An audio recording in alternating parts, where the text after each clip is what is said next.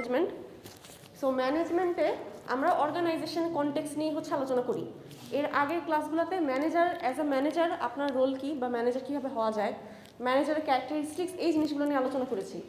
আজকের ক্লাস থেকে যেটা আলোচনা করবো that is about organisational culture বা এনভায়রনমেন্ট, যেটা আমরা বলি। এখন একটা অর্গানাইজেশনে কাজ করার সময় অবশ্যই ওটার এনভায়রনমেন্ট বা কালচার সম্পর্কে আপনি যদি না জানেন তাহলে ওখানে কিন্তু সেট হতে পারবেন না।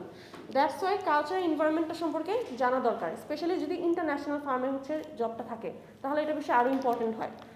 এখন দেখেন, এই যে আমি এনভায়রনমেন্টের কথা বললাম, এনভায়রনমেন্ট নর্মালি দুই ধরনের হয়। একটা অর্গানাইজেশনাল এনভায়রনমেন্টকে আমরা দুই ভাগে ক্লাসিফাই করতে পারি। First one is external environment and the second one is internal environment বলে থাকি। এক্সটার্নাল এনভায়রনমেন্টটা কি? That is everything outside the organisation boundary, যেটা একটা অর্গানাইজেশনের অপারেশনকে পজিটিভ বা নেগেটিভভাবে ইম্প্যাক্ট করে। পজিটিভ ইম্প্যাক্টও হতে পারে, আবার সামটাইমস নেগেটিভ ইম্প্যাক্টও পড়ে। এখন এই আউটসাইড আপনার যে এনভায়রনমেন্টটা এক্সটার্নাল এনভায়রনমেন্ট, এর মধ্যে কী হয় দেখেন। এক্সটার্নাল এনভায়রনমেন্টের মধ্যে এই যে আপনার international dimension technology, that means নতুন একটা টেকনোলজি আসলে আপনার কোম্পানিতে অ্যাডপ্ট করতে না পারে তখন নেগেটিভলি ইম্প্যাক্টেড হবে, আর যদি অ্যাডপ্ট করতে পারে তাহলে পজিটিভ ইম্প্যাক্ট হবে। টেকনোলজি ইন্টারন্যাশনাল, আপনি ইন্টারন্যাশনাল মার্কেটে যখন কম্পিট করতে যাবেন তখন কিছু কনস্ট্রেন্ট থাকে, পজিটিভ নেগেটিভ। ইকোনমিক্স, আপনার যেই কান্ট্রিতে আপনি বিজনেস করছেন ওই কান্ট্রির ইনফ্লেশন রেট কেমন, লোন নিতে গেলে ইন্টারেস্ট রেট কেমন, আনএমপ্লয়মেন্ট রেট কেমন, এই জিনিসগুলো ইকোনমিক ডাইমেনশনের আন্ডারে। এরপর আসে সোশ্যাল কালচারাল ডাইমেনশন। এখানে নর্মালি কালচারাল কনটেক্সট, মুসলিম কান্ট্রিতে একরকম ল থাকে, বিজনেস অপারেশন প্রসেসটা একরকম থাকে, আবার দেখা যাচ্ছে যে নন মুসলিম কান্ট্রিতে প্রসেসটা ডিফারেন্ট হয়। এই জিনিসগুলো নিয়ে ডিটেলস আলোচনা করবো, আমি জাস্ট এখন গো থ্রু করে যাচ্ছি। এরপরে political and legal dimension. That means একটা কান্ট্রির পলিটিক্যাল স্টেবিলিটির উপর অনেকটা ডিপেন্ড করে ওই কান্ট্রিতে আপনার বিজনেস অপারেশনটা কতটুকু স্মুথ হবে। এগুলো দেখেন, এই যে আমি এনভায়রনমেন্টের কথা বললাম, এগুলো আমাদের মোটামুটি এক্সটার্নাল এনভায়রনমেন্টের মধ্যে পড়ে। এখন দেখেন, এক্সটার্নাল এনভায়রনমেন্টে আবার দুইটা ভাগে ভাগ করা হয়েছে। One is general environment, another is task environment. আমি এতক্ষণ যেই ডাইমেনশনটা নিয়ে কথা বললাম পাঁচটা, সেটা জেনারেল এনভায়রনমেন্টের আন্ডারে পড়ে। দ্যাট মিনস সব বিজনেসের জন্যই এই জিনিসগুলো থাকবেই, সব বিজনেসেরই এই পাঁচটা ডাইমেনশন ফেস করতেই হবে। কারো ক্ষেত্রে পজিটিভ হয়, কারো ক্ষেত্রে নেগেটিভ হয়, এই জন্য এটা জেনারেল এনভায়রনমেন্ট বলা হয়, সবার জন্য সেম। এরপরে একটা দেখেন টাস্ক এনভায়রনমেন্ট আছে, এটা কিন্তু এক্সটার্নাল এনভায়রনমেন্টেরই একটা পার্ট, কিন্তু একটু আর কি ন্যারো সেন্সে। আপনার জেনারেল এনভায়রনমেন্টটা যেমন ব্রড, টেকনোলজি অনেক broad concept, economics broad concept, international dimension broad, but এই যে টাস্ক এনভায়রনমেন্টটা দেখেন, এটা একদম স্পেসিফিক। আপনার কোম্পানির কম্পিটিটর কারা, আপনার কাস্টমার বেস কারা, সো একটা স্পেসিফিক গ্রুপ বুঝায় আর কি। ওই গ্রুপগুলোও কিন্তু আমাদের বিজনেসকে আউটসাইড থেকে বিভিন্নভাবে ইম্প্যাক্ট ফেলে। কম্পিটিশন হতে পারে, আমাদের কাস্টমার হতে পারে, সাপ্লায়ার ডিপেন্ড করে, স্ট্র্যাটেজিক পার্টনার, আপনার যদি অন্য কোনো বিজনেসের সাথে পার্টনারশিপে যান ওইটা। এছাড়াও রেগুলেশনস, মানে একটা কান্ট্রিতে আপনি বিজনেস করার সময় আপনি রিজিয়ন ওয়াইজ কিছু রুল ফলো করতে হয়, তো ওগুলো আপনার রেগুলেশনসের আন্ডারে পড়ে। এই জন্য আমরা এক্সটার্নাল এনভায়রনমেন্টে তাহলে দুটো দেখলাম, একটা জেনারেল এনভায়রনমেন্ট, টাস্ক এনভায়রনমেন্ট, এই দুইটা নিয়ে এক্সটার্নাল এনভায়রনমেন্ট। এরপরে যেটা আসে দ্যাট ইজ ইন্টারনাল এনভায়রনমেন্ট। একটা অর্গানাইজেশনের ভিতরে অর্গানাইজেশনের অ্যাটমসফিয়ারটা কেমন। অনেকে থাকে খুব সেন্ট্রালাইজড রুল ফলো করে, চেইন অফ কমান্ড ফলো করতে হয়, আবার অনেক অর্গানাইজেশনের কালচারটা এমন থাকে যে খুব ডিসেন্ট্রালাইজড, স্যার ম্যাডামের কনসেপ্টটা নয়, হয়তো ভাই ব্রাদার এভাবে করে সম্বোধন করা হয়। তো এই জন্য দেখেন, এই ইন্টারনাল এনভায়রনমেন্টটা টোটালি ডিপেন্ড করে ওই অর্গানাইজেশনের ওনারদের উপরে, তারা কেমন চায়, অর্গানাইজেশনটা কীভাবে চালাতে চায়, board of director, board of member, ওদের যে কালচার বা ওদের যে চিন্তাধারা, ওই জিনিসটা ইন্টারনাল এনভায়রনমেন্টের একটা বড় পার্ট। ওইভাবে করে দেখেন, একটা কোম্পানির ওনার যেরকম, সে কিন্তু চাবে যে তাদের এমপ্লয়কে ওইভাবে শেপ করতে। যে কান্ট্রিতে একটু রিলিজিয়াস পার্সপেক্টিভ বেশি ফলো করে দেখবেন ওখানে নামাজ সবসময় জামাতে হয়, টাইম সব কাজ পরে জামাতে নামাজ হয়। আবার কিছু কান্ট্রিতে এটা ফলো করে না, কিছু কোম্পানিতে ওরা ওদের মতো করে পার্সোনাল স্পেস আছে, যে নামাজ পড়তে পারে নাও পড়তে পারে। তো কালচারটা দেখেন, এই যে ইন্টারনাল এনভায়রনমেন্টটা, দ্যাট মিনস এটা ম্যাসিভলি ডিপেন্ড করে কার উপরে, একটা অর্গানাইজেশনের ওনার বা বোর্ড অফ মেম্বার ওরা কীভাবে করে চায় সেটার উপরে। এটার সাথে ফিজিক্যাল এনভায়রনমেন্ট আর কালচারটাও সামহাট জড়িত থাকে। কালচার বলতে বিভিন্ন রিজিয়নে বিভিন্ন রকম রুলস থাকে, বিভিন্ন কান্ট্রিরও সামটাইমস কালচার ডিফারেন্ট থাকে। আপনার হ্যান্ডশেকের কথা যদি ধরেন, ফরেন কান্ট্রিগুলোতে আপনার বিজনেস মিটিংয়ে গেলে হ্যান্ডশেক মাস্ট, অরএলস আপনাকে রুট ধরা হবে। কিন্তু আপনি যদি একটু এশিয়ান সাবকন্টিনেন্টে দেখেন তখন হচ্ছে আপনি হ্যান্ডশেক করাটা not so mandatory, specially with female colleagues. তো আপনি আবার অ্যারাবিক কান্ট্রিতে এটা একদম ফরবিডেন, আপনি ফিমেলদের পারমিশন ছাড়া টাচই করতে পারবেন না, হ্যান্ডশেক দূরের কথা। তো এই জন্য দেখেন এই কালচারটা হচ্ছে এই জন্য ইন্টারনাল এনভায়রনমেন্টে। কেন পরে বলেন, আমি একটা কোম্পানিতে জব করি, যে কোম্পানিতে রুলস ইসলামিক ব্যাংকগুলো যেগুলো থাকে, নট হচ্ছে উইন্ডো যেগুলো সেগুলো না, অরিজিনাল যেগুলো ইসলামী ব্যাংকের রুলস ফলো করে, শুধু ইসলামী ব্যাংকিং। ওদের দেখবেন ওদের একটা নর্মস থাকে কি যে ফিমেলদেরকে হচ্ছে হিজাব করে আসতে হয়, এটা part of a dress code. এখন আপনি পার্সোনাল লাইফে কী করেন এটা দেখার বিষয় না, যেহেতু কোম্পানির কালচার এরকম আপনার এটা ফলো করতে হবে। তো এই জন্য হচ্ছে এই ইন্টারনাল এনভায়রনমেন্টে এই জিনিসগুলো কালচারগুলো অ্যাডপ্ট করতে হয়। এরপর আসে ফিজিক্যাল এনভায়রনমেন্ট, দ্যাট মিনস আপনার ওয়ার্ক কন্ডিশন কেমন, আপনার ঠিকমতো ভেন্টিলেশন আছে কিনা, প্রপার ইকুইপমেন্ট দেওয়া হচ্ছে কিনা, সেফটি মেজার নেওয়া হয় কিনা, এই জিনিসগুলো অনেক সময় দেখা যায় ফায়ার এক্সটিংগুইশ নেই, তো ওই জিনিসগুলো ঠিকভাবে দেওয়া হচ্ছে কিনা, এই জিনিসগুলো হচ্ছে ফিজিক্যাল এনভায়রনমেন্ট। এই পুরো কম্প্যাক্টটাকে আমরা বলবো ইন্টারনাল এনভায়রনমেন্ট। এই পর্যন্ত কারো কোনো প্রবলেম আছে? এক্সটার্নাল এনভায়রনমেন্ট আর হচ্ছে ইন্টারনাল এনভায়রনমেন্ট। আচ্ছা, এখন দেখেন এই এক্সটার্নাল এনভায়রনমেন্ট নিয়ে হচ্ছে আরেকটু এলাবোরেটলি ডিসকাস করবো। এক্সটার্নাল এনভায়রনমেন্টে আমি বললাম দুটা পার্ট নিয়ে হচ্ছে করা হয়, একটা হচ্ছে জেনারেল এনভায়রনমেন্ট আর একটা টাস্ক এনভায়রনমেন্ট। জেনারেল এনভায়রনমেন্টটা আমি যেটা বললাম সেটা হচ্ছে ব্রড ডাইমেনশন, এখানে সব কোম্পানির জন্য একই জিনিস থাকে, একই ডাইমেনশন বিভিন্ন অর্গানাইজেশনকে বিভিন্নভাবে ইম্প্যাক্ট ফেলে। উইথ এক্সাম্পল এটা আমি একটু পরে বলছি। এরপরে দেখেন টাস্ক এনভায়রনমেন্ট যেটা, সেটা হচ্ছে স্পেসিফিক গ্রুপ, একটা স্পেসিফিক আউটসাইড গ্রুপ আপনার অর্গানাইজেশনকে কীভাবে পজিটিভ বা নেগেটিভলি হ্যাম্পার করতে পারে, এই জিনিসটা হচ্ছে টাস্ক এনভায়রনমেন্টে। যেমন যে কম্পিটিটর বললাম, কাস্টমার, স্ট্র্যাটেজিক পার্টনার, এটা হচ্ছে টাস্ক এনভায়রনমেন্টের মধ্যে তাহলে পড়ে। এরপরে দেখেন এই যে জেনারেল এনভায়রনমেন্টের ডাইমেনশনগুলো, প্রথমে বলা হচ্ছে দ্য ইকোনমিক ডাইমেনশন। ইকোনমিক ডাইমেনশনটাকে এক নম্বরে কেন বলা হচ্ছে, কারণ আপনি যেই কান্ট্রিতে বিজনেস করতে যাচ্ছেন, অপারেশন করছেন, সেই কান্ট্রির ইকোনমিক্স সম্পর্কে আপনার জানতে হবে। ইকোনমিক্সের আন্ডারে সবচেয়ে মেইন পার্ট কী পড়ে, আপনার ইনফ্লেশন। আমরা ইকোনমিক্স যখন দেখি তখন ইনফ্লেশন দেখি যে ওই কান্ট্রির ইনফ্লেশন রেট কতটুকু। এরপরে আবার আমরা আরেকটা জিনিস দেখি, সেটা হচ্ছে আনএমপ্লয়মেন্ট রেট। যেই কান্ট্রিতে আনএমপ্লয়মেন্ট অনেক বেশি, সেই কান্ট্রিতে আপনি গেলে অনেক চিপ লেবার পাবেন না। এই জন্য কিন্তু বাংলাদেশে দেখেন ফরেন কোম্পানিগুলো, ওদের ইউএসএর মতো কোম্পানি, ওরা যেখানে একটা ইঞ্জিনিয়ারকে ওরা ফোর্সে 50,000-এর নিচে অফার করতে পারে না বাংলাদেশি টাকায়, এইখানে বাংলাদেশে আসলে তারা 10 থেকে 15,000 টাকা অফার করে। কেন? কারণ ওরা তো চিপ লেবার পাচ্ছে, সো ওরা ওই স্ট্যান্ডার্ড আর মেনটেন করে না। তো এই জিনিসগুলো হচ্ছে ইকোনমিক ডাইমেনশনের সাথে আপনার বিজনেসও এই জন্য সামওয়াট রিলেটেড। এরপরে একটা দেখেন ইন্টারেস্ট রেট, লোন নেবেন, ইন্টারেস্ট কত দিবেন। যদি খুব হাই ইন্টারেস্ট রেট থাকে আপনার বিজনেসের প্রফিট অত থাকবে না। তো এই জন্য এই ইকোনমিক ডাইমেনশনগুলো হচ্ছে খুবই ম্যাটার করে। আপনি কোন কান্ট্রিতে বিজনেস করতে যাবেন ওটার ইকোনমিক কন্ডিশনটা আসলে বুঝে তারপর বিজনেস করা উচিত। এখানে দেখেন ইউএসএর একটা রিসেশনের কথা বলা হচ্ছে 2008 থেকে 10, 2 বছর ইউএসএতে খুব খারাপ রিসেশন চলে, অনেক এমপ্লয়িদের হচ্ছে আপনার কাট অফ করা হয়। তো অনেকেরই হচ্ছে জব ছিল না। ওই টাইমটা কী হয়, ম্যাকডোনাল্ডস তো আপনারা সবাই চিনেন, one of the most giant international chain বলা চলে ফুড শপ। এখন দেখেন ম্যাকডোনাল্ডসের কী হয় ওই টাইমে, যেহেতু ইকোনমি হচ্ছে ইউএসের ইকোনমি হচ্ছে উইক, এখন ওরা কি করেছে, আনএমপ্লয়মেন্ট রেট বেড়ে গেছে, ওরা খুব চিপ রেটে লেবার নিতে পারে। তো চিপ রেটে লেবার নিতে পারতো, কিন্তু আরেকটা সমস্যা দেখা গেছে, সেটা হচ্ছে যে যেহেতু ইনকাম কমে গেছে মানুষের, অনেকেরই জব চলে গেছে, মানুষজন বাইরে খাওয়া কমিয়ে দিয়েছে। তো এই জন্য দেখা যাচ্ছে যে ওরা চিপ লেবার পেলেও ওরা নিত না, বরঞ্চ ওদের আবার হচ্ছে ওয়ার্কার কাট করতে হয়েছে। কারণ এই ইকোনমিক্সে এটা মানে আপনার ইনকামের সাথেও তো রিলেটেড, মানে আপনি একটা এমপ্লয়িকে হায়ার করবেন, তাকে বেতন কীভাবে দেবেন যদি আপনার প্রোডাক্টটি হচ্ছে সেল না হয়। তো এই জন্য দেখেন ইউএসের ভিতরে হচ্ছে এই সিচুয়েশন ছিল, কিন্তু ম্যাকডোনাল্ডসের কিন্তু আরও 118টা কান্ট্রিতে চেইন আছে, ওই বাকি 118টা কান্ট্রির কিন্তু তার কোনো ইম্প্যাক্ট ফেলে নেই। শুধুমাত্র ইউএসের ইকোনমির জন্য ইউএসের অবস্থা খারাপ, এই জন্য হচ্ছে ম্যাকডোনাল্ডসের ইউএস আউটলেটে তাদের হচ্ছে এই হ্যাম্পারটা হয়েছে। তো এই জন্য দেখেন একটা কান্ট্রি যখন ইন্টারন্যাশনাল বিজনেসে যায় প্রতিটা ইকোনমি কনসিডার করতে হয়। 118টা, আপনি চিন্তা করেন একটা অর্গানাইজেশনে একটা অর্গানাইজেশন শুধু একটা কান্ট্রিতে অপারেট করতে কত কিছু ফেস করতে হয়, সেইখানে যদি 118টাতে থাকে তাহলে প্রত্যেকটার ইকোনমিক কন্ডিশন বুঝতে হবে। একটাতে ইনফ্লেশন হবে, আরেকটা হবে না, একটা ইন্টারেস্ট বাড়বে না, মিলিয়ে কিন্তু বিজনেসটা করতে হয়। এই জন্য ইকোনমিক কন্ডিশন বুঝে তারপর একটা কান্ট্রিতে বিজনেস করতে যাওয়া উচিত। বাংলাদেশে কিন্তু ম্যাকডোনাল্ডস এখনো আসেনি। ম্যাকডোনাল্ডস আনতেও পারছে না। কেন?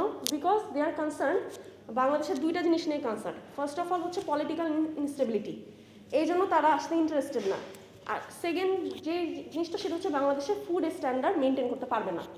ওরা কনফিডেন্ট যে বাংলাদেশে যেই পরিমাণ যেই আর কি র ম্যাটেরিয়াল, ওই ম্যাটেরিয়াল দিয়ে ওই ম্যাকডোনাল্ডস লেভেলের প্রোডাক্ট বানানো পসিবল না। যদি বানায় ওটা অনেক হাই প্রাইস হবে, যেটা কম্পিটিটিভ যারা সেল করছে, কেএফসি, তারপর হচ্ছে আপনাদের যে হারফি আসলো, হ্যাঁ বার্গার কিং, এদের সাথে কম্পিটিশন দিয়ে ওরা টিকতে পারবে না। এই একটা রিজনে ম্যাকডোনাল্ডস এখনও, মানে দুইটা রিজনে বাংলাদেশে এখনো আসে না। ইকোনমিক ডাইমেনশন আপনি আমাদের দেশে তো এক্সটার্নাল এনভায়রনমেন্ট কাইন্ড অফ হচ্ছে পলিটিক্যাল আসপেক্টটা ধরতে পারেন। পলিটিক্যাল যদি ইনস্টেবিলিটি থাকে তাহলে এইটার উপরও তো একটা ইম্প্যাক্ট ফেলে, সো এটা কাইন্ড অফ রিলেটেড। বাট বাংলাদেশে আসলে যেমন আবার আনএমপ্লয়মেন্ট রেট অনেক হাই, সো চিপ লেবার পাবে, এটা পজিটিভিটি আছে। পজিটিভ নেগেটিভ দুইটাই আছে, কিন্তু নেগেটিভটা তারা বেশি দেখছে, এই জন্য হচ্ছে তারা এখানে বিজনেস করতে আসলে আসতে চাচ্ছে না। আচ্ছা জি, ম্যাকডোনাল্ড রিয়েল এস্টেট ইস্যু আছে, ওরা নিজ প্রপার্টি ছাড়া ব্যবসা করে। হ্যাঁ বড়টা প্রপার্টি দেয় মেইন এটা নিয়ে তো হচ্ছে নিউজেও আসছিল যে হচ্ছে ম্যাকডোনাল্ডস হচ্ছে তাদের কোয়ালিটি মেইনটেইন করতে হবে।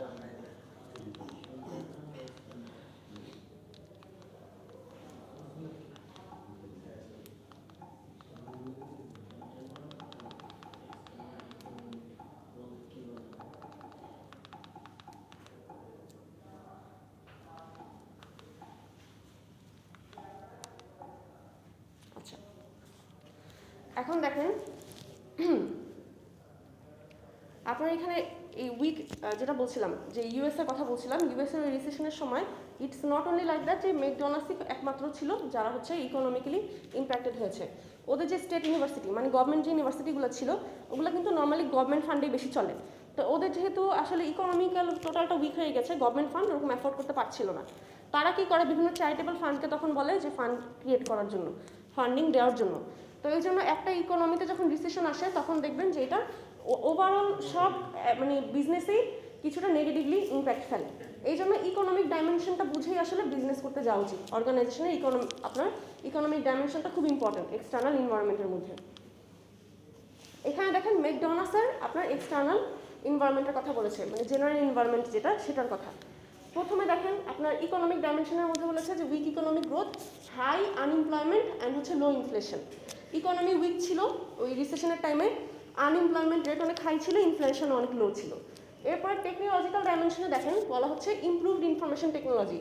ইউএসএ এমন একটা কান্ট্রি যারা সবসময় হচ্ছে টেকনোলজিক্যাল খুব অ্যাডভান্সমেন্ট আনে, টেকনোলজি বারবার চেঞ্জ করে।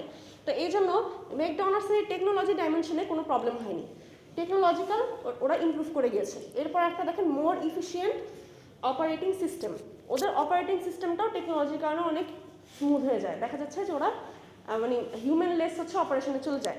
অনেক জায়গায় দেখা যাচ্ছে যে আপনার একজন মানুষ, যেখানে আগে 3-4 জন মানুষ রাখতে হতো, ওখানে একজন রাখলেই চলে। আপনার ক্যাশ কাউন্টারে এখন ক্যাশ কাউন্টারটা যেহেতু আপনার অটোমেটেড হয়ে গেছে, কম্পিউটার মনিটর সিস্টেম আছে, অর্ডারিং হচ্ছে আপনি নিজে করতে পারেন। সো ওই সিস্টেমে আপনার লোক একজন রাখলেও চলে, কাউন্টারে একজন লোক দিয়ে সব করা যায়। আর ম্যাকডোনাল্ডস কিন্তু সেলফ সার্ভিসে চলে গেছে। একটা টাইমে ছিল একদম যখন প্রথমের দিকে, তখন তারা সেলফ সার্ভিংয়ে ছিল না, কিন্তু এখন যেহেতু সেলফ সার্ভিংয়ে চলে গেছে, এখন কিন্তু হিউম্যান লেস করে। দ্যাট মিনস টেকনোলজিক্যাল ইভলভের সাথে সাথে তারাও নতুন কিছু জিনিস অ্যাডপ্ট করেছে। এরপরে দেখেন সোশ্যাল কালচারাল ডাইমেনশনের মধ্যে বলা হচ্ছে demographic shift in number of single adults and dual income families. Demographic আমরা কোন জিনিসটাকে বলি, একটা কান্ট্রির এজ গ্রুপ কত, জেন্ডার, এই জিনিসগুলো হচ্ছে ডেমোগ্রাফিক্সের আন্ডারে পড়ে। এখন দেখেন এখানে বলা হচ্ছে ডেমোগ্রাফিক শিফটটা কেমন হয়েছিল, নাম্বার অফ সিঙ্গেল অ্যাডাল্ট বেড়ে গিয়েছিল, মানে মানুষজন বিয়ে কম করতো। এটার কারণে কি হচ্ছে, সিঙ্গেল অ্যাডাল্ট ওরা বাসায় কম রান্না করে, এই জন্য তাদের হচ্ছে বিজনেসটা ভালো চলে, কারণ তারা ম্যাকডোনাল্ডসে চিপে খেতে পারে। বাইরে কিন্তু আমাদের দেশের মতো না, মানে আমরা যেরকম হচ্ছে একটা যে বার্গার কিংয়ে বলেন বা কেএফসিতে খাওয়ার জন্য চিন্তা করে যাই যে আজকে ফ্যামিলি নিয়ে যাব, ওরকম না। ওদের ওখানে হচ্ছে সেন্ট, 50 সেন্ট, $1, যেই জিনিসটা আমরা এখানে 550, 650 এরকম দিয়ে কিনি ভ্যাট সহ। তো এই জন্য তাদের হচ্ছে বাসায় রান্না করে খাওয়াচ্ছে, বাহির থেকে খেয়ে আসা বেশি চিপ। এই জন্য হচ্ছে এই সিঙ্গেল অ্যাডাল্ট যারা, এদের কারণে বিজনেসটা ভালো হয়। এরপরে দেখেন ডুয়েল ইনকাম, ফিমেলরাও ইনকাম করা স্টার্ট করেছে, ডুয়েল ইনকাম ফ্যামিলি এখন বেশি, এই জন্য ওদের বিজনেস আরও ভালো হয়, কারণ ইনকাম যখন ভালো মানুষজন আউটিংয়ে বেশি যায়। এরপরে দেখেন আরেকটা বলা হচ্ছে growing concern about health and nutrition. মানে দিন যত যাচ্ছে মানুষ কিন্তু অনেকটাই নিউট্রিশন নিয়ে চিন্তা বেশি করে, এনভায়রনমেন্ট ফ্রেন্ডলি প্রোডাক্ট কিনা, গ্রিন প্রোডাক্ট কিনা, আপনার খাবারটা হচ্ছে আপনার মানে হেলথ স্ট্যান্ডার্ড মেনটেন করা হচ্ছে কিনা। যদিও বাংলাদেশে খুব একটা মেনটেন করা হয় না, বাইরে কিন্তু অনেক ভ্যারাইটি আছে। আপনার গ্লুটেন ফ্রি কিনা, আপনার অনেকেই হচ্ছে মিল্ক খায় না, তো মিল্ক আছে কিনা প্রোডাক্টে, অনেকে ডিম পছন্দ করে না, প্রোডাক্টে ডিম দেওয়া যাবে না। তো অনেক কিছু মাথায় রেখে কিন্তু প্রোডাক্টটা বানাতে হয়।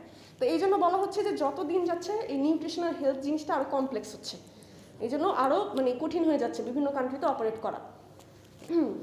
ম্যাকডোনাল্ডস কিন্তু একটা টাইমে শুধুমাত্র হ্যামবার্গারই সেল করতো, এরপরে বিভিন্ন মানে যুগের একটা চাহিদা, কাস্টমার ডিমান্ডের কারণে তারা কিন্তু এখন ভেজ বার্গারও করে। সাবওয়ে তো সেম, ইন্ডিয়াতে যাওয়ার পরে তারা দেখলো যে ওরা হচ্ছে হ্যামবার্গারটা প্রিফার কম করে, অনেকেই ভেজিটেরিয়ান আছে, এই জন্য ওরা ভেজ বার্গার হচ্ছে চালু করে। তো এই জন্য সোশ্যাল কালচারাল ডাইমেনশনের উপর ডিপেন্ড করবে যে আপনার বিজনেসটা আসলে কোন দিকে নেওয়া উচিত। এরপরে দেখেন পলিটিক্যাল অ্যান্ড লিগাল ডাইমেনশন বলা হচ্ছে, ওইটার আন্ডার কী পড়ে, কিছু গভর্নমেন্ট স্ট্যান্ডার্ড থাকে, আপনার এই স্ট্যান্ডার্ডটা মেনে বিজনেস করতে হবে। অনেক কান্ট্রিতে হচ্ছে স্পিড মানি একদমই হচ্ছে আপনার ইলিগেল, সো ওইভাবে আপনি বিজনেস করতে পারবেন না। আবার আপনার স্ট্যান্ডার্ড একটা পে থাকে, ওই পে রেটের নিচে আপনি কাউকে হায়ার করতে পারবেন না। আবার অনেক সময় থাকে যে বাহিরের কিছু কান্ট্রি, বাহিরের কান্ট্রি ধরেন আমাদের বাংলাদেশে বিজনেস করতে আসলো, কিছু কান্ট্রিতে এমন নিয়ম আছে যে গভর্নমেন্ট রুল করে দেয় আপনার কোম্পানি আমাদের দেশে অপারেট করতে পারবে, বাট 50% এমপ্লয়ি আমাদের কান্ট্রি থেকে নিতে হবে, 50% আপনি বাহির থেকে নিতে পারবেন। তো এই টাইপ অফ গভর্নমেন্ট ইস্যুগুলো সব পলিটিক্যাল অ্যান্ড লিগাল ডাইমেনশনের আন্ডারে পড়ে, যেগুলো একটা কোম্পানি আসলে আসার আগে এগুলো জেনে আসতে হবে, অরেলস প্রবলেমে পড়বে। এটা যেটা আমি বললাম দ্যাট ওয়াজ ম্যাকডোনাল্ডস, যে ওরা হচ্ছে কেমন ধরনের এক্সটার্নাল বা জেনারেল এনভায়রনমেন্টে কী কী ইস্যু ফেস করেছে, পজিটিভ অ্যান্ড নেগেটিভ বোথ। এখন দেখেন টেকনোলজিক্যাল ডাইমেনশন, প্রথমে যেটা ছিল সেটা হচ্ছে ইকোনমিক ডাইমেনশন ছিল। টেকনোলজিক্যাল ডাইমেনশন নামটা শুনে বুঝতে পারছি যে টেকনোলজিক্যাল অ্যাডভান্সমেন্টের সাথে রিলেটেড টার্মটা। এখন দেখেন একটা কান্ট্রিতে বা পুরো ওয়ার্ল্ড ওয়াইড যখন টেকনোলজিক্যাল অ্যাডভান্সমেন্ট হয়, বাট আপনার কোম্পানি যখন এটা অ্যাডপ্ট করতে পারে না, তখন কিন্তু নেগেটিভ একটা ইফেক্ট চলে আসে। আপনার কোম্পানির সাথে হয়তো কেউ বিজনেসই করবে না। আমাদের দেশে আমি কিছুদিন আগে একটা ভিডিও দেখলাম চিটাগংয়ে, আমি গার্মেন্টসটার নাম ভুলে গেছি, ওদের ওখানে এখন সব কিছু হচ্ছে অটোমেটেড হয়, মানে লেজার কাটিং হয়, লেজার দিয়ে হচ্ছে জিন্স কাটা হয়, লেজার দিয়ে ডিজাইন করা হয়, যেটা আগে হিউম্যান করতো। ইভেন সুইংও হচ্ছে আগে থেকেই অনেক ইন্ডাস্ট্রিতে করা হয়, বাট লেজার কাটিং জিনিসটা আগে ছিল না। তারপর আপনার ফেড ডিজাইনগুলো যে করে ফেডের, ওগুলো সব এখন লেজার দিয়ে করে, আর মানুষ হাতে করে না। তো দেখেন এই কারণে কী হয়েছে, কাজটা ফাস্ট হয়, প্লাস হচ্ছে কাজের মানে ফিনিশিংটা সুন্দর হয়, এই জন্য আপনার ইন্টারন্যাশনাল অর্ডারটাও এখন বেশি পায়। তো অনেক কিছু থাকবে, আপনি টেকনোলজিক্যাল যদি হ্যান্ডি না হন তাহলে ওই কান্ট্রিতে আপনার সাথে বিজনেস করবে না, যে এত পুরান আমলের এত পুরান ডিজাইন আপনি মেথড ফলো করে করেন, স্লো অর্ডার প্রসেসিং, প্রোডাক্ট দেরিতে পাবেন, এই জিনিসগুলো কিন্তু ম্যাটার করে। এই জন্য টেকনোলজিক্যাল অ্যাডভান্সমেন্টটা বা টেকনোলজিক্যাল ডাইমেনশনটা খুব ইম্পর্টেন্ট। এখানে দেখেন বোয়িংয়ের একটা এক্সাম্পল দেওয়া হচ্ছে, এটা তারা কি করে, বোয়িং হচ্ছে ওরা টেকনোলজিক্যাল অ্যাডভান্সমেন্টে কীভাবে করে, তাদের ডিজাইনিং যে টেকনিক, ওখানে হচ্ছে হাইড্রোলিক টিউবিং সিস্টেম করে অ্যারাউন্ড 3 মাইলস, এয়ারক্রাফট 777-এ এই হাইড্রোলিক টিউবিংটা কি 3 মাইলের মতো যে হাইড্রোলিক টিউবিং গেল, এই টিউবিংটা হেল্প করে কি ব্রেক সিস্টেমে, ল্যান্ড আপনার হচ্ছে টেক অফের সময় এই জিনিসটা হেল্প করে, ব্রেক সিস্টেম এগুলোতে হেল্প করে, ঠিক আছে। আর এটা হওয়াতে কি হয়েছে, আপনার যে ফ্লুইডগুলো হচ্ছে এয়ারক্রাফটের দিয়ে পাস করতে হয়, এটা মানুষের নিজে করতে হয় না, যেহেতু পুরা প্লেনের 3 মাইল পর্যন্ত পুরাটাই হচ্ছে হাইড্রোলিক টিউব দেওয়া আছে, একবারে অটো প্রসেস হয়, মানে মানুষ যে বারবার রিফিল করা দরকার হয় না আপনার। তো এই জন্য এই জিনিসটা ওদের একটা বড় অ্যাডভান্টেজ হিসেবে কাজ করেছে। এই জন্য দেখেন টাইমিংও সেভ হয়, প্লাস হচ্ছে এমপ্লয়িও কম লাগে অটোমেশনের কারণে। তো এই জিনিসগুলো যদি তারা করেছে, কিন্তু বোয়িং কিন্তু এখনও মার্কেট লিডার হয়ে ধরে আছে। এরপরে দেখেন একটা কম্পিউটার কোম্পানির কথা বলা হচ্ছে, হাওলেট পার্ট। ওরা কী করে, টেকনোলজিক্যাল অ্যাডভান্সমেন্টটা কীভাবে আনে, তারা গ্রিন বিজনেসে চলে যায়। গ্রিন বিজনেসটা কেমন, ওরা চিন্তা করে যে ওদের যে প্রিন্টারগুলো আছে, প্রিন্টারের কার্টেজ, ওগুলো সব কালেক্ট করে, যেগুলো ইউজড সেগুলো কালেক্ট করে তারা আবার নতুন প্রোডাক্ট ক্রিয়েট করে, মানে তাদের পুরনো প্রোডাক্ট দিয়ে আবার নতুন প্রোডাক্ট ক্রিয়েট করছে, বায়োডিগ্রেডেবল, রিসাইক্লিং। এই জন্য দেখেন তাদের বিজনেসে কিন্তু ওয়েস্টও কম হচ্ছে, প্লাস হচ্ছে প্রফিটও হচ্ছে বাড়ছে। এখন আপনার কান্ট্রিতে এই রিসাইক্লিং টেকনিক চলে এসেছে, বাট আপনি নিচ্ছেন না, তো এটা তো আপনার বিজনেসের জন্য লস। আরেকজন কী করছে, তার পুরনো প্রোডাক্ট থেকে নতুন প্রোডাক্ট বানায়, আপনি সেটা পারেন না, আপনার আবার নতুন র মেটেরিয়াল কিনে নতুন করে বানাতে হয়, আপনার কস্টিংও বেশি, কাস্টমারও আপনি পাবেন না। আবার বাহিরের কান্ট্রিতে একটা জিনিস হচ্ছে কি, ওরা গ্রিন এনভায়রনমেন্ট, রিসাইক্লিং, এগুলো হচ্ছে খুব আর কি সাস্টেনেবল ডেভেলপমেন্ট, এই জিনিসগুলো খুব ট্রেন্ডিং। তারা খুব পছন্দ করে যখন কোনো কোম্পানি দেখে যে গ্রিন জিনিসটা লেখা। এই জন্য এইটা এখন একটা বিজনেস নর্ম হয়ে গেছে। প্রত্যেকটা কোম্পানি দেখবেন দুইভাবে অপারেশন করে, একটা গ্রিন বিজনেস, পাশাপাশি একটা ট্রেডিশনাল বিজনেস থাকে। বাংলাদেশে কোন কোম্পানি এরকম গ্রিন এনভায়রনমেন্ট ফলো করে, মানে বিজনেস ফলো করে বা সাস্টেনেবল রিসাইক্লিং, কোনো আইডিয়া আছে? কিছু গার্মেন্টস সেক্টর আছে মানে আমাদের গ্রিন কোম্পানি হিসেবে অলরেডি আচ্ছা, ওরা ওদের ইয়াটা কি, মানে ওদের হচ্ছে যেমন নরমালি আমাদের যেহেতু আমি একটা গার্মেন্টস নরমালি তো বিল্ডিং থাকে, দেখা গ্রিন বিজনেসে প্রত্যেকটা ফ্লোর মানে একটা নিচে থাকে কোনো বিল্ডিং। দেখা যাচ্ছে যখন কোনো আর্থকুয়েক বা কোনো আপনার ডাইং মেশিন যদি স্প্লট করে তখন ওই নেমে যাওয়ার আশঙ্কাটা থাকে না, কারণ সবগুলোই নিচে থাকে। হ্যাঁ, সেখানে তারপর আবার ফায়ার যখন লাগে দেখা যায় যে বিল্ডিং এ যদি থাকে সবাই একটা ঝুঁকি থাকে, ওইটা নেই। এখন এটাতে দুইটা জিনিস, একটা হচ্ছে যে পজিটিভ জিনিস হচ্ছে যে আপনার ডিজাস্টারগুলো থেকে রিলিফ পাওয়া যায়, কিন্তু নেগেটিভ জিনিস কি এটা না, যেখানে অনেক ল্যান্ড লাগে, তাই না, বিশাল জায়গা নিয়ে করতে হয়, আবার আপনি বিল্ডিং উঠাতে পারছেন না, দ্যাট মিনস আপনার মানে ওইখানে কস্টিংটা কম, যেহেতু আপনি একতলা করে করছেন বিল্ডিং না, বাট এই যে এত বড় একটা এরিয়া বাংলাদেশে যেখানে স্পেস এত কম, সেই জায়গায় আর কি এরকম একতলার উপর করা, এটাও কিন্তু একটা ডিসঅ্যাডভান্টেজ। কিন্তু এখন এটা আসলে কয়েকদিন সাস্টেন করতে পারবে, এটাই হচ্ছে কথা। মানে this is a good green idea but not sustainable to me, কারণ সাস্টেনেবল হবে না, বাংলাদেশের লোক সংখ্যা অনেক, আলটিমেটলি তাদের বিল্ডিং করতেই হবে, এত জায়গা পাবে না। ইউনিলিভার হচ্ছে এই টেকনোলজি, গ্রিন টেকনোলজি ফলো করে, ওদের বাংলাদেশে ওরকম নাই, বাংলাদেশে এখনো করতে পারে নাই, বাট জাপানে 100% ওদের যে ম্যানুফ্যাকচারিং প্ল্যানটা সেটা হচ্ছে আপনার ইয়া দিয়ে চলে, সোলার প্যানেল দিয়ে চলে। হ্যাঁ, 100% সোলার প্যানেল দিয়ে চলে। এটা হচ্ছে কিন্তু বাংলাদেশে আনতে পারেনি, কারণ হচ্ছে বাংলাদেশে যে সোলার প্যানেলগুলো ক্রিয়েট হয় বা যে বানায় ওগুলা মানে 65 to 75% পর্যন্ত সান যে রেটা বা পাওয়ারটা ওটা অ্যাবজর্ব করতে পারে, এর বেশি পারে না। তো এই জন্য ওদের মানে এই টেকনোলজিটা চেঞ্জ করা না পর্যন্ত, নতুন আবিষ্কার না পর্যন্ত বাংলাদেশ আসলে 100% ইউনিলিভার যেতে পারছে না। তো এটা আমি হচ্ছে একজনের সাথে আর কি, ইউনিলিভার বাংলাদেশেরই একজনের সাথে ম্যানেজারের সাথে কথা বলে আর কি জেনেছিলাম আমার একটা প্রজেক্টের কাজে আর কি। কিন্তু ওদের বাংলাদেশে একটা নতুন প্রজেক্ট আছে, সেটা হচ্ছে গার্বেজ ম্যান। ওই জিনিসটা হচ্ছে ওরা বাংলাদেশে চালু করেছে, দ্যাট ইজ গার্বেজ ম্যান নামের একটা কোম্পানি আছে। ওরা কি করে, ওখানে ইয়াং ভলেন্টিয়ার্স প্লাস হচ্ছে কিছু আপনার পার্মানেন্ট কন্ট্রাকচুয়াল এমপ্লয়িও আছে। ওদের কাজ হচ্ছে বিভিন্ন জায়গা থেকে ওদের ওয়েস্ট, মানে শুধুমাত্র ইউনিলিভারের ওয়েস্টগুলো, প্যাকেট হতে পারে, বটলস হতে পারে, এগুলো কালেক্ট করে, করার পরে ওই জিনিসগুলো দিয়ে আবার হচ্ছে নতুন করে প্যাকেজিং ক্রিয়েট করে, রিসাইক্লিং। এখন ওরা ওদের, আমি জিজ্ঞেস করেছিলাম যে প্লাস্টিক তো নর্মালি গলালে ওটা শেপ আনতে খুব কষ্ট হয়, ভালো প্লাস্টিক না হলে কিন্তু আপনি রিক্রিয়েট করতে পারবেন না।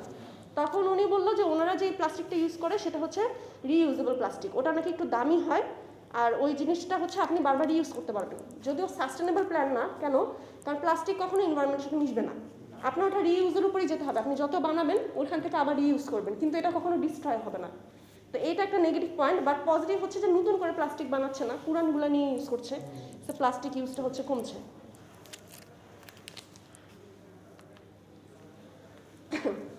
এরপর দেখেন সোশ্যাল কালচারাল ডাইমেনশন, যেটা হচ্ছে নর্মালি একটা কান্ট্রি বা কালচারের নিয়ে হচ্ছে আর কি রিলেটেড, ওই কান্ট্রির কোন কালচারটা ফলো করে, আপনার বিজনেসটা ওই প্যাটার্নেই আপনার নিতে হবে। ইউএস এর কথা বলা হচ্ছে, দেখেন ইউএসএ তো হচ্ছে ব্রাইব অ্যাকসেপ্ট করে না, বা পলিটিক্যাল ফেভার, এই জিনিসগুলো একদম খুবই রেয়ার, যদি ধরা পড়েন তাহলে হচ্ছে সিরিয়াস পানিশমেন্ট হয়। কিন্তু কিছু কান্ট্রিতে আছে সেই জিনিসটা এখনও প্র্যাকটিস চালু, কিছু কান্ট্রির মধ্যে কোন কান্ট্রি ওটার নাম বলবো না যেহেতু রেকর্ডিং হচ্ছে, হ্যাঁ যাক। এরপরে দেখেন এখানে ম্যাকডোনাল্ডসের এক্সাম্পল দেওয়া হচ্ছে, যে ম্যাকডোনাল্ডস এই মানে সোশ্যাল কালচার মানে অ্যাসপেক্টটা নিয়ে অনেকভাবেই ওদের বিজনেস বারবার চেঞ্জ করতে হয়। কীভাবে? আচ্ছা, এরপরে এখানে হচ্ছে ওদের যেহেতু নিউট্রিশনের আর হেলথের বাহিরে একটা খুব একটা কনসার্ন জিনিস আছে, ওদের কি হয়েছিল মাঝখানে আর কি এই হেলথ কনসার্নের জন্য আর কি কমে গেছিলো, সেল কমে গিয়েছিল। এখন ওরা কীভাবে করে এটা রিট্রিভ করে, সেটা হচ্ছে যে তারা দেখায় যে তাদের যে বার্গারটা থাকে ওখানে ধরেন টমেটো, লেটুস, এরকম গ্রিন ভেজিটেবল অনেক থাকে, যেটা হ্যামটা সেটা হচ্ছে এমন থেকে মানে পোর্ক বা হচ্ছে পিগ থেকে নেওয়া হয়, যেটা হচ্ছে ফার্মে হচ্ছে, হ্যাঁ ফার্মে ওদেরকে সব ভালো খাবার খাওয়ানো হয় আর কি, ইটস নট লাইক যে কাদার মধ্যে থাকে ওরকম না, ফার্মিংয়ের মাধ্যমে নেওয়া হয়। তো ওদের যেই প্রোডাক্টটা সেটা হচ্ছে একদম ভালো। তো এইভাবে করে তারা হচ্ছে ব্র্যান্ডিং করে তাদের নিউট্রিশন ফ্যাক্টর দেখায়। বাইরে কিন্তু ওদের এটা দেখাতে হবে যে আপনার প্রোটিন কত পার্সেন্ট থাকে, আপনার কার্বোহাইড্রেট কত পার্সেন্ট, আপনি যেটা বলবেন আপনাকে অতটুকু দিতে হবে, এর বেশি আপনি দিতে পারবেন না। এটা সোশ্যাল কালচারের সাথে কিভাবে জড়িত? ওদের দেশে ইউএস এর কালচার, ইউএসএ যারা থাকে মানুষজন, তাদের বিলিফ যে তারা এখন নিউট্রিশন ফুডে কনভার্ট করে যাবে। এখন আপনি যদি না দিতে পারেন তাহলে সেটা তো আপনি ওই সোসাইটির সাথে তো আর ম্যানেজ করতে পারছেন না। এই জন্য সোশ্যাল কালচারের মধ্যে পড়ে। হ্যাঁ, প্যাকেটটা যে কোনো জায়গায় ডিপার্টমেন্টাল স্টোরে দেখবেন ওরা প্যাকেটটা নিয়ে আগে ফুডে কী কী ইনগ্রিডিয়েন্টস আছে ওটা আগে দেখে, তারপর নেয়। কিন্তু অনেকে হচ্ছে যে বললাম যে গ্লুটেন ফ্রি প্রোডাক্ট ইউজ করে, মিল্ক হচ্ছে নেয় না। তো ওরা কিন্তু ওটা নিলে অনেক সময় সিরিয়াস আর কি মানে ইয়ে হয়, দেখা যাচ্ছে যে ট্রমা চলে আসে। আবার অনেকে পিনাট অ্যালার্জি থাকে, বাদাম খাওয়ার সাথে সাথে দেখবেন যে স্ট্রোক উঠে যায়। তো এগুলো কিন্তু ওরা একদম পড়ে নেয়। আমাদের কান্ট্রিতে আমাদের কিন্তু ওরকম জিনিসগুলোর হ্যাবিটও নাই, আর হচ্ছে আমার মনে হয় প্রবলেমও খুব কম, না হলে হয়ে যেত এতদিনে। এরপরে দেখেন আচ্ছা এইটা আচ্ছা সোশ্যাল কালচারাল ডাইমেনশনে আরেকটা জিনিস ছিল, সেটা হচ্ছে যে আপনার যেটা বলে ম্যাকডোনাল্ডস যখন ইন্ডিয়া বিজনেস করতে যায় তখন কি হয়, ম্যাকডোনাল্ডস কিন্তু নর্মালি হ্যাম বার্গার মানে হচ্ছে জন্য ফেমাস, হ্যামটা হচ্ছে পর্ক দিয়ে করা হয়। কিন্তু ওদের কান্ট্রিতে অনেকেই হচ্ছে আবার এই জিনিসটা পছন্দ করে না। ওরা প্রথমে কি করে, ওরা ভাবছে যে মিটের প্রবলেম, মিটটা অনেকে পছন্দ করে না, এই জন্য তারা হচ্ছে ল্যাম্ব ইউজ করে।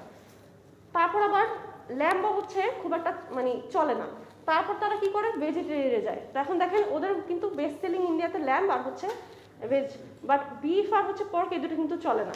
আবার ওরা যে মিডল ইস্টের দিকে বিজনেস করে, মিডল ইস্টে কিন্তু হচ্ছে একদম 100% বিফ, অন্য কোনো প্রোডাক্ট বা ভেজও ওরা চলে না, ভেজ প্রোডাক্টটা হচ্ছে ওদের চলে না। তো ওই কান্ট্রির কালচারের সাথে ডিপেন্ড করে, সোসাইটির সাথে ডিপেন্ড করে কিন্তু বিজনেসটা প্রোডাক্টটাও চেঞ্জ করতে ফেলে হয়েছে। অথচ ম্যাকডোনাল্ডসের মেইন প্রাইম যে মানে অ্যাট্রাকটিভ জিনিসটা বা কম্পিটিটিভ অ্যাডভান্টেজ ছিল হ্যামবার্গার, মানে ওদের স্টার্টিংটাই হ্যামবার্গার দিয়ে। আর হ্যামবার্গার এটা নামই দেওয়া হয়েছে বিকজ এটা পোর্ক দিয়ে করা হয়, এটার জন্যই। কিন্তু ওরা কিন্তু এটা মিনিংই চেঞ্জ করে ফেলেছে এখন বিভিন্নভাবে ইভলিউশনের মাধ্যমে। এরপরে যেটা সেটা হচ্ছে political and legal dimension. Political and legal ডাইমেনশনটা তিনটা কারণে বলছে যে খুব ইম্পর্টেন্ট ফ্যাক্টর হিসেবে কাজ করে একটা মানে বিজনেস অপারেশন করার সময়। ফার্স্টে যেটা বলা হচ্ছে সেটা হচ্ছে আপনার অর্গানাইজেশন একটা কান্ট্রির যে পলিটিক্যাল বা হচ্ছে লিগাল যে সিস্টেম ওটা বাইরে কিন্তু কাজ করতে পারবে না, এই জন্য ওই জিনিসটা আপনার জেনে কাজ করতে হবে। ম্যাকডোনাল্ডস যে 118টা জায়গায় কাজ করা কান্ট্রিতে অপারেট করে, ওদের কিন্তু এই যে ফুড প্রিপারেশন থেকে নিয়ে শুরু করে ফুড স্ট্যান্ডার্ড মেনটেন করা ওই কান্ট্রি ওয়াইজ করতে হয়। তো এই জিনিসগুলো সবসময় মনিটাইজেশন হয়। যদি আপনার দেখা যাচ্ছে কোনোভাবে খাবারে ধরেন একটা চুলো পাওয়া যায়, তারপরে কিন্তু ওদের ওই জোনটা পুরো ব্যান করে দেওয়া হয়, এতটাই সিরিয়াস তারা। এরপরে দেখেন সেকেন্ড বলা হচ্ছে অ্যান্টি বিজনেস স্টেটমেন্ট যদি আপনার সম্পর্কে বিজনেস সম্পর্কে কেউ দেয়, ধরেন আপনি একটা দেশে বিজনেস করতে গেলেন, ওখানে দুইটা পলিটিক্যাল পার্টি, একটা পার্টির সাথে আপনার খুব ভালো সম্পর্ক আর একটা পার্টির সাথে না, ওরা কোনো কারণে আপনার বিজনেসকে বদনাম করার জন্য কোনো রুমার ছড়াই দিল, অ্যান্ড ওর যে এত ফলোয়ার, ওর তো আপনার কথা বিশ্বাস করবে না, তখন কিন্তু আপনি ওখানে বিজনেস করতে পারবেন না। এই জন্য এই পলিটিক্যালি যে অ্যান্টি বিজনেস স্টেটমেন্ট যেন না দেয়, গভর্নমেন্টকে সবসময় আপনার ওইভাবে করে হাতে রেখে কাজ করতে হবে। এই জন্য পলিটিক্যাল এনভায়রনমেন্টটা জানা খুব দরকার। যেই কান্ট্রিতে দেখা যাচ্ছে যে আপনাকে কেউ প্রপার ট্যাক্স দিবেন, কোনো হ্যাম্পার হবে না, কিন্তু যেই কান্ট্রিতে আপনি জানেনই যে জায়গায় জায়গায় চাঁদা ব্রাইব না দিলে আপনার বিজনেস হবে না, 2 দিন পরে আপনার মার্কেট আউট হতে হবে, ওখানে তো আপনার ওই প্র্যাকটিসই ফলো করতে হবে, কিছু করার নেই। লিগাল ওইতে বিজনেস করবেন, দ্যাট মিনস মার্কেট আউট হয়ে যাবেন। এরপরে হচ্ছে আরেকটা পলিটিক্যাল স্টেবিলিটির কথা বলা হচ্ছে, যে বিজনেস ওখানেই সেট করা উচিত যেখানে পলিটিক্যাল স্টেবিলিটি আছে। পলিটিক্যাল স্টেবিলিটি না থাকলে ওটা বিজনেসকে বিভিন্নভাবে হ্যাম্পার করে, যেই কারণে বাংলাদেশে অনেক এমএনসি আসে না। আর দেখেন অনেক কোম্পানি কিন্তু চলেও গেছে, মেডিসিন কোম্পানি, ওরা কিন্তু বিজনেস আর করতে পারেনি। আপনি যখন একটা কান্ট্রিতে বিজনেস করতে আসবেন তখন ওখানে এত দুর্নীতি দেখবেন, তখন কিন্তু ওখানে বিজনেস করাটা অনেক টাফ।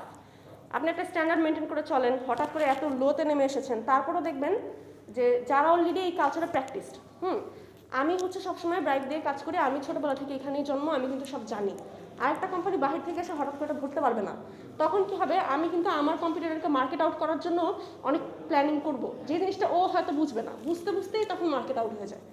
এই জন্য এই জিনিসগুলো আগে মার্কেট রিসার্চ করে আসতে হয়, যে ওই কান্ট্রির আসলে পলিটিক্যাল স্টেবিলিটিটা কতটুকু। এই পর্যন্ত ক্লিয়ার? লাস্ট ওয়ান সেটা হচ্ছে ইন্টারন্যাশনাল ডাইমেনশন।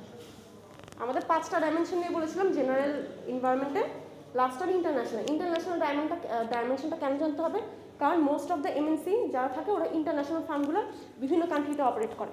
তো ওই কান্ট্রির আপনার রুলস অনুযায়ী চলতে হয়। অনেক জায়গায় দেখা যাচ্ছে যে আপনার বাংলাদেশের মতো যে কান্ট্রিগুলো থাকে ডেভেলপিং বা আন্ডার ডেভেলপ কান্ট্রি, ওদের হচ্ছে প্রোডাক্ট এক্সপোর্টিংয়ে খুব কম চার্জ ধরা হয়। আবার ডেভেলপ কান্ট্রিগুলোতে প্রোডাক্ট এক্সপোর্টিংয়ে কিন্তু আপনার আপনার এক্সপোর্ট ডিউটি অনেক বেশি দিতে হয়। তো কোন দেশে আপনি বিজনেস করতে যাচ্ছেন, ওখানে এক্সপোর্ট ইম্পোর্ট ডিউটি কত, এই জিনিসটাও কিন্তু আপনাদের প্রফিটের সাথে অনেকটা রিলেটেবল। এই জন্য হচ্ছে দেখেন এখানে মাল্টি ন্যাশনাল ফার্মের কথা বলা হচ্ছে, general electronics, Boeing, Nestle, Sony, এরা সবাই কিন্তু বিভিন্ন কান্ট্রিতে হচ্ছে বিজনেস অপারেট করে। এদের সবারই হচ্ছে ইন্টারন্যাশনাল বিজনেসের রুলস ফলো করেই আসলে বিজনেস করতে হয়। ইন্টারন্যাশনাল আপনার এই স্ট্যান্ডার্ডটা মেনটেন করে বিজনেস করতে হয়। তো ইন্টারন্যাশনাল ডাইমেনশনটা নিয়ে ক্লিয়ার। এটা হচ্ছে মেইনলি একটা কান্ট্রির এক্সপোর্ট ইম্পোর্টিংয়ের সাথে রিলেটেড যে টার্মস কন্ডিশনগুলো আছে, এই জিনিসগুলো আপনার ভালোভাবে জানতে হবে। এইটাই হচ্ছে ইন্টারন্যাশনাল ডাইমেনশনের আসলে মেইন জিস্ট।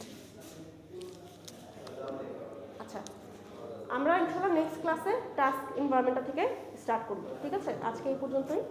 আপনাদের তাহলে পাঁচটা যদি আরেকটু ডিটেইল করতেন। কোনটা? একটা হচ্ছে ফিনান্সিয়াল ডাইমেনশন, টেকনোলজিক্যাল ডাইমেনশন, একটা হচ্ছে আপনার economic dimension, technological dimension, social cultural dimension, political legal dimension আর ইন্টারন্যাশনাল ডাইমেনশন। জেনারেল এনভায়রনমেন্টের আন্ডারে 5টা ডাইমেনশন। এটা হচ্ছে এক্সটার্নাল এনভায়রনমেন্টের একটা পার্ট। নেক্সট ক্লাসে হচ্ছে আমরা এক্সটার্নাল এনভায়রনমেন্টের আরেকটা পার্ট যেটা ট্যাক্স এনভায়রনমেন্ট, ওটা দেখবো, আর ইন্টারনাল এনভায়রনমেন্ট নিয়ে হচ্ছে আলোচনা করবো, ঠিক আছে? এটা কি সফট কপি আমরা সব কপি পাবো? হ্যাঁ, আপনাদের দিয়ে দেবো।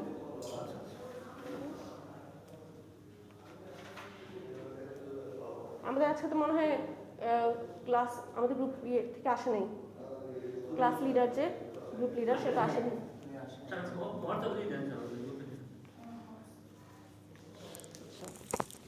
ভিডিওটা একটু লক করে দিই।